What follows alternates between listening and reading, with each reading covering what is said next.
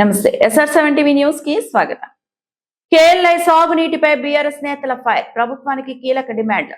KLI పరిధిలోని రిజర్వాయర్ల నుంచి రైతులకు పూర్తి స్థాయిలో సాగునీరు అందించాలని బీఆర్ఎస్ నేతలు ప్రభుత్వాన్ని డిమాండ్ చేశారు. మాజీ మంత్రి సింగిరెడ్డి నిరంజన్ రెడ్డి నివాసంలో నిర్వహించిన మీడియా సమావేశంలో గట్టు యాదవ్, వాకిటి శ్రీధర్, నందిమల్ల అశోక్ మాట్లాడారు. బీఆర్ఎస్ ఒత్తిడి, హెచ్చరికల తర్వాతే ఎల్లూరు, జొన్నల బొగడ, గుడిపల్లి రిజర్వాయర్ల వద్ద మోటార్లు ప్రారంభించారని ఆరోపించారు. కేవలం రిజర్వాయర్లకు నీటిని ఎత్తిపోసే చర్యలు కాకుండా కాలువల ద్వారా పంట పొలాలకు సాగునీరు చేరేలా చర్యలు తీసుకోవాలని సూచించారు. కేఎల్ఐ పరిధిలోని 500 చెరువులు, కుంటలను నింపాలని, జూరాల వద్ద వరద నీటిని పూర్తి స్థాయిలో వినియోగించుకోవాలని కోరారు. మాజీ మంత్రి నిరంజన్ రెడ్డిపై ఎమ్మెల్యే మేఘారెడ్డి చేసిన వ్యాఖ్యలను కూడా బీఆర్ఎస్ నేతలు తప్పుపట్టారు. రైతుల ప్రయోజనాల దృష్టిలో పెట్టుకుని ప్రభుత్వం వెంటనే సాగునీటి విడుదలపై స్పష్టమైన చర్యలు చేపట్టాలని డిమాండ్ చేశారు. SR7 TV news reporter Wanaparthy జిల్లా ఇన్సల్స్కేప్ రెడ్డి. ఏమన్నా అంటే ఎలినో ఉంది, ఆంధ్రోళ్ళకు లేని ఎలినోవా తెలంగాణలోకే ఉందా ఎలినోవా? అంటే కేవలం చంద్రబాబు నాయుడు మెప్పు కోసమే ఇప్పటి వరకు రైతాంగానికి నీళ్లు విడుదల చేయాలి. ఇది వాళ్ళ కుటిల బుద్ధి. చంద్రబాబు నాయుడుతో మార్కులు కొట్టేయాలని చెప్పేసి ఈ తెలంగాణ రైతాంగాన్ని నడ్డివిరిచే ప్రయత్నం చేస్తా ఉన్నారు. ఇకనైనా మొత్తం వ్యవసాయ రంగానికి వర్షాకాలం నీళ్లు విడుదల చేయాలా, చెరువులు నింపాలి, కాలువల ద్వారా నీళ్ళు అన్ని నింపి వ్యవసాయ ఈ వర్షాకాలం. నిరంజన్ రెడ్డి గారు తెలంగాణ భవన్ లో పెట్టిన ప్రెస్ మీడియా మిత్రులందరూ కూడా దృష్టికి మీరు ఆ మీడియాలో ఇచ్చిన సందేశాన్ని ఇచ్చుకొని మరి ఆగా మేఘాల మీద మీరు మోటార్ ఆన్ చేయడం జరిగింది. ఈ విజయం బీఆర్ఎస్దే. ఇప్పుడు కూడా మేము మీతో మనం చేసేది ఏంటంటే జూరాలలో ఉన్నది దాని ద్వారా ఏదైతే ఇవాళ నిరంజన్ రెడ్డి చేసిన ప్రకటనకు జరుచుకొని మరి కేటీఆర్ గారికి ఇక్కడికి వచ్చి నార్లాపూర్ను ముట్టడిస్తాం అనగానే మరి మేము ఆగమేఘాల మీద మోటార్లు స్టార్ట్ చేయడం జరిగింది. మేము దీనికి సంతోషిస్తాం. మరి ప్రజలు ఇన్నాళ్ళు 2 నెలల నుంచి రైతాంగాన్ని మోసం చేసినందుకు మీరు బేషరతుగా క్షమాపణ చెప్పాలి. ఎలినో చైర్మన్ మన రాష్ట్ర ప్రణాళిక ఉపాధ్యక్షులు పెద్దలు చిన్నారెడ్డి గారు కూడా ఉన్నారు. మరి వాళ్ళు ఏం అధ్యయనం చేసి ఇప్పుడు రాష్ట్రంలో మొత్తానికి నీవే దాని కన్వీనర్గా ఉన్నావు. మరి ఈ ప్రాంతంలో పుట్టి పెరిగినావు నువ్వు.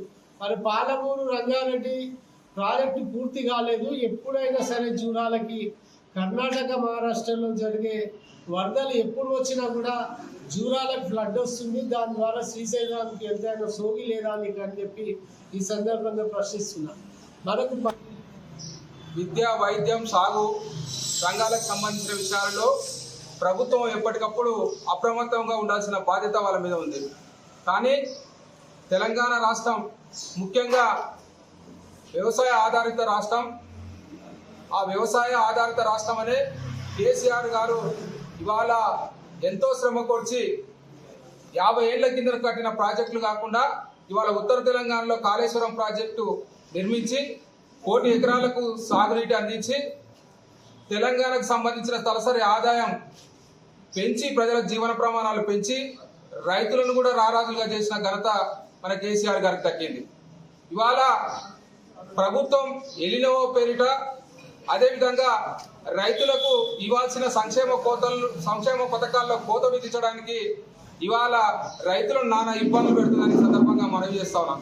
ఎలినో పేరిట వర్షాలు కురువు, పంటలు కూడా ఎవరు వేయొద్దు, ముఖ్యంగా వరి వేయొద్దని హెచ్చరించిన ఈ ప్రభుత్వం తర్వాత మహారాష్ట్రలో కురుస్తున్నటువంటి ఆ వరద నీటి నారాయణపూర్ నుంచి అదేవిధంగా ఆల్మటి నుంచి జూరాలకు విపరీతమైన వరద నీరు వస్తుంది. ఆ వరద నీరు వచ్చే క్రమంలో అదే కేసీఆర్ గారు ముఖ్యమంత్రి ఉంటే వరద మహారాష్ట్రలో ప్రాజెక్టులు నిండిన తర్వాత కిందికి వచ్చే వరదను వెంబడే పసిగట్టి ఇక్కడున్న అధికారులను అదేవిధంగా ప్రజాప్రతినిధులు సమన్వయం చేసి వెంటనే గేట్లు ఎత్తించి రైతులకు కావాల్సిన సాగునీటి కోసం అన్ని రిజర్వాయర్లు నింపే ప్రయత్నం చేస్తుండే.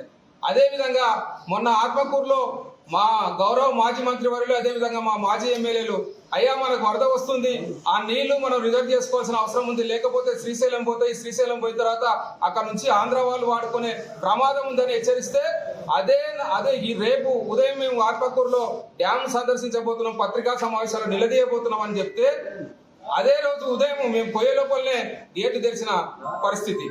అదే ఈ వానాకాలం సీజన్ చివరి వరకు కూడా ప్రతి ఎకరాకు కూడా మీరు నీళ్ళు అందించాలి.